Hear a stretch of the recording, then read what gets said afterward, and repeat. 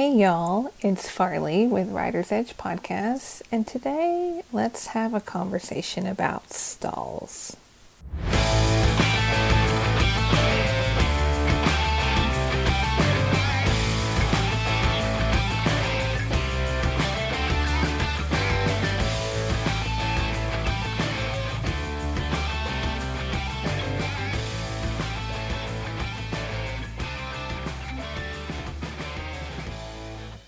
So I thought, let's have a conversation about stalls and bedding.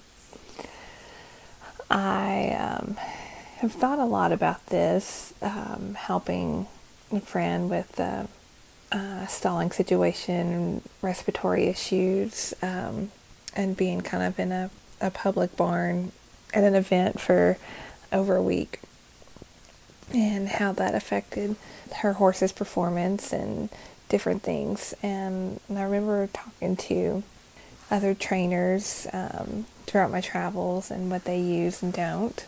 And so I thought let's talk about this, and let's have a discussion about bedding. You know, it's very common here in the U.S., particularly in the South and the Western industry, to use wood shavings. And a lot of times with using wood shavings, we'll use wood pellets to absorb the moisture, or at least that's what I use at my barn personally, to absorb the wet spots in the stall and things like that. I remember using peat moss a little bit as a kid, but that's not something that really stuck through at my barn as much. I feel like that might be more of a southern, further south than what I am kind of deal. I don't have anything against peat moss. In fact, after looking at some of the research I looked at, we may look into it a little bit more.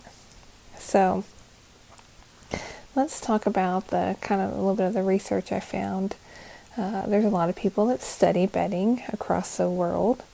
Some of the studies that I found came out of Poland and Finland and some of those colder climate areas where those horses are stalled a lot more for a lot longer time than maybe what we have to deal with here in the southern United States, or even a little bit further north for that matter. So one of the studies looked at straw pellets and wood shavings. Now, I'm not certain. I can kind of imagine what straw pellets are, but I'm not 100% on straw pellets here. But the whole of the study is pretty good. So they observed horses' behavior and time they spent doing different things. They looked at occupation with bedding. They looked at standing time, laying down sternally and recumbent, and how much time was spent with all of that. And what they found in this study is that straw won out in most of the categories, particularly with occupation with bedding and the amount of time horses spent laying down. And I found that interesting. The only time I have bedded with straw is with pregnant mares. I found it, for me, I found it very hard to clean and a little bit clumsy that way. So I'm coming at this from a different perspective here, where I have not used straw as much.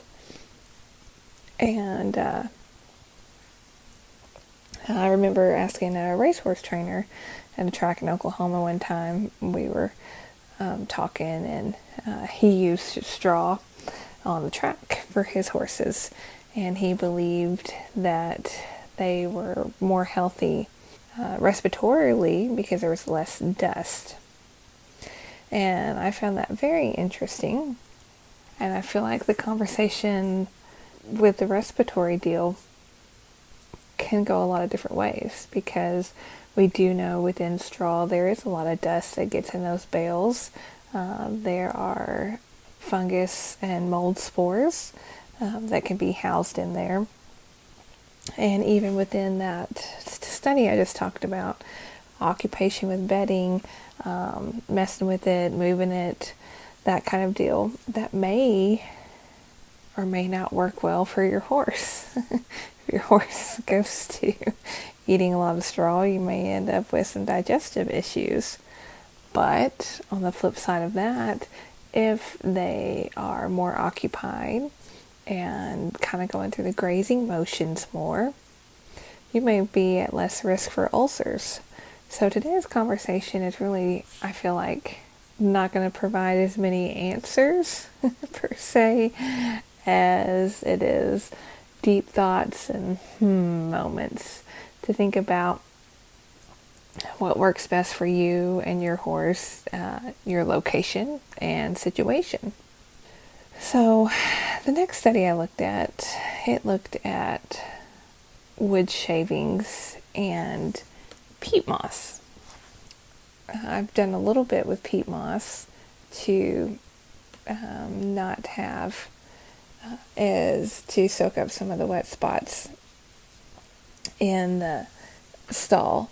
And what this study looked at is it looked at respiratory symptoms and they studied the ammonia levels in the stalls.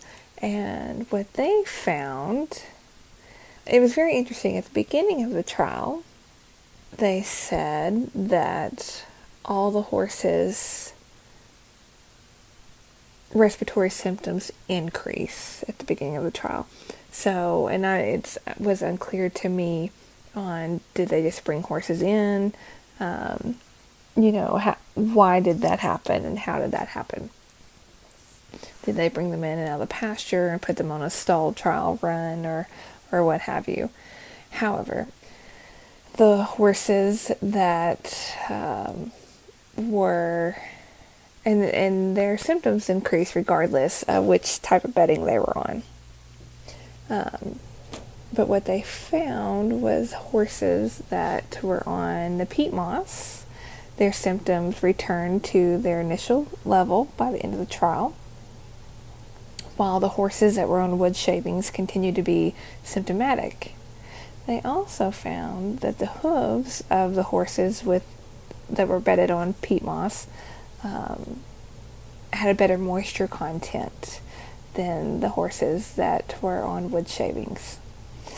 The peat moss bedding had lower to non-existent ammonia levels, where the wood shavings ammonia levels were quite a bit higher. And they studied the ammonia and dust levels for both horses and people. So this study concluded that peat moss was a better bedding material than wood shavings due to the ammonia levels. And this is a conversation that I would like to keep going, because it's respiratory symptoms, especially in high performance horses, particularly burro horses or race horses, that is continuing to be an issue. It's at the forefront of what we talk about in these high performance animals for several reasons. Competition continues to get tougher. Restrictions on drugs and pharmaceutical management of these conditions continues to change. As we learn more, we're able to start managing this a little bit better, because some of these horses that are bleeders have EIPH. It may not necessarily be a mechanical issue, but an allergy issue, or it's both, or any kind of combination of that. So bedding and how you stall and take care of these horses becomes an issue. along with sleep, the interesting thing that I think we often don't think about, don't realize, or don't look at is horses' sleep patterns, because they tend to, a lot of times, this happens when we're not around them, right? But as we are learning more and more about how important sleep is for humans, it's the same thing for our horse friends. And if they are allowed to feel more comfortable to where they will lay down more, whether it is sternally or recumbent, doesn't matter. But we're putting less wear and tear on joints, possibly, and all the other benefits that we do get from sleep and getting into some of those deeper sleep cycles. We know for people, in order to really get repair and rejuvenation, particularly of brain tissue, but of all of our cells, we need to get into those deep cycles of sleep. So it would stand to reason that horses would benefit from that as well. And that goes back to your performance too. If you are recovering and recouping and repairing better, you're going to perform at a higher level. And as I said, the competition out there just keeps getting tighter and tighter and tighter. So every little bit of edge you can get is something that is really needed. So looking at this, it made me start questioning my own stall bedding practices. But within the flip side of that, there's so many facets to this conversation. Is availability of materials and cost, because that becomes a factor when you have it, no matter which horse. But if you have several horses, then cost effectiveness has to come as a factor too in your barn management practices. And as the price of shavings keeps going up around here, I start scratching my head and start looking at different things and thinking, maybe something else, maybe a peat moss, or for me personally, I don't know that I can get on the straw bandwagon for several different reasons. And I don't, because of the availability and knowing what I know about my horses, along with the management of the straw and things like that. Now, I'm not saying that it doesn't work for you, and it may be something that is going very well for your barn right now. But it doesn't seem like a very viable option in my barn as of right now. But I'm also interested in other alternatives. I know that there is a paper shavings kind of product out there. I haven't had the opportunity to try that. And I read another article out of Kentucky where they are starting to use hemp as bedding, and it was supposed to be the next big thing. That article was a couple years old, so I don't know the results of that. I don't have any local ties to where I can find that out real quick right now, but it was an interesting article because they were talking about how much hemp was being grown there in Kentucky, and it was going to be a very good alternative and a cost-effective alternative and a lot cleaner source of bedding for those horses. So if you know anything about that, I'll be interested. Give me a shout. I'd be very interested to hear that side of the story. So I just wanted to have a conversation, and a thought-provoking conversation, because it definitely was for me, as there's a lot of things to balance in your horse's health with their bedding. A lot of times we just look at the surface of, is it clean? Is it dry? Does it smell? Does it look pretty? Those kinds of things. But we've got to dive deeper into, are my horses comfortable? Are they laying down and resting more? And the all-important respiratory conversation.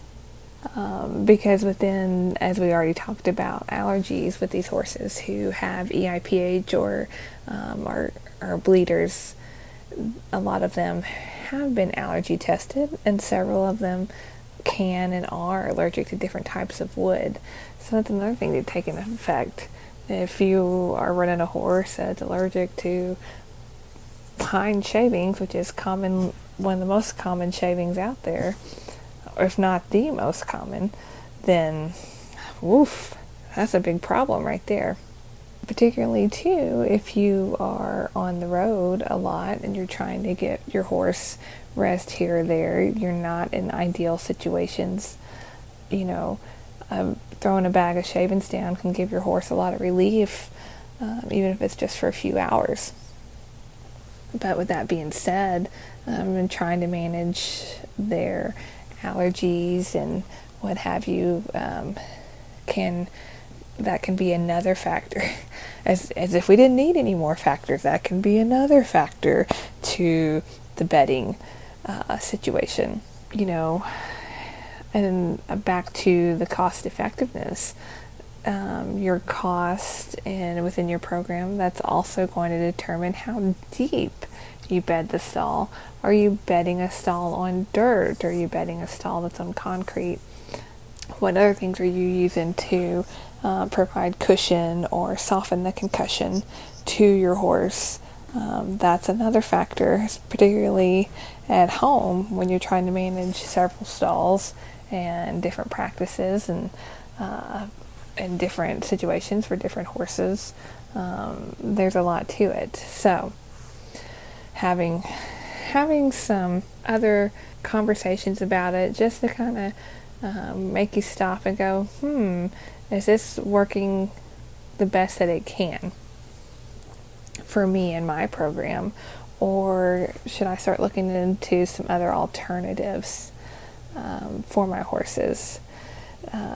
This is with all research, there are pros and cons and things that need to be studied further, things that could have been done differently in trials. So this is by no means a systematic review of all bedding research or anything to that high of a level, but it did provide this short literature scan did provide some very good conversation pieces and good starting points to think about how we bed our horses' stalls and different practices that go into that. So I hope this conversation stopped and gave you some as it did me, and will allow you to have some other thoughts and maybe discussion about the management practices for your horses, because after all, we're all after providing the best care that we can in our situation for our horses so that we can reach our goals and have happy and healthy horses, because they do it because we ask them to. So I would love to hear your thoughts on bedding and how you manage your barn and your different horses. So reach out to me on Facebook at Riders Edge Therapy and Wellness, or Instagram at Riders Edge Therapy, or send me an email at ridersedgetherapy@gmail.com, and let's keep the conversation going. So, as always, I appreciate your time, and I will see you down the road. Thank you for listening to the Writer's Edge podcast today. We appreciate your time and attention. Thank you for always helping us move the conversation forward. If you liked today's podcast, please help us keep the conversations going by subscribing to this podcast and consider leaving us a review so others can find us and join in on the conversations. You can also find more information by checking us out on our social media channels, including Facebook at Writer's Edge Therapy and Wellness, Instagram at Writer's Edge Therapy, and our website, www.writersedgetherapy.com. It is there that you can book a consult for either you or your horse. Thank you, and as always, we will see you down the road.